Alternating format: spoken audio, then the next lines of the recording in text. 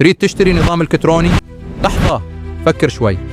حياكم الله، وياكم محمد من دار النظم بالحلقة الخامسة من سلسلة شنو السالفة؟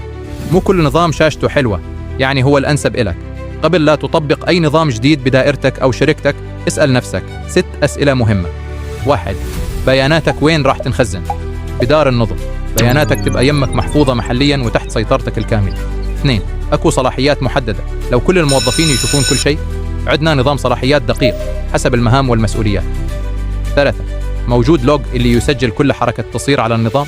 طبعا عندنا لوج داتا تسجل كل دخول، تعديل، حذف أو حركة. 4. سهل الاستخدام لو يحتاج دورة تدريبية، واجهاتنا بسيطة ومدروسة حتى المستخدم لأول مرة يشتغل براحة. 5. هل يتكامل ويا أنظمة ثانية؟ طبعا أنظمتنا تتكلم ويا بعضها وتشتغل كشبكة واحدة. 6.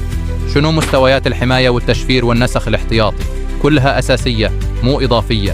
النظام يحميك حتى لو صار خطأ بشري. تريد تختار صح؟ اختار الأنظمة اللي توفر لك الأمان، السهولة، التسجيل، التكامل الذكي، وهاي كله مطبقة بأنظمة دار النظم، أنظمة عراقية بتفكير عالمي. نلتقيكم بحلقة جديدة إن شاء الله. لا تنسون كل تفصيلة تفرق.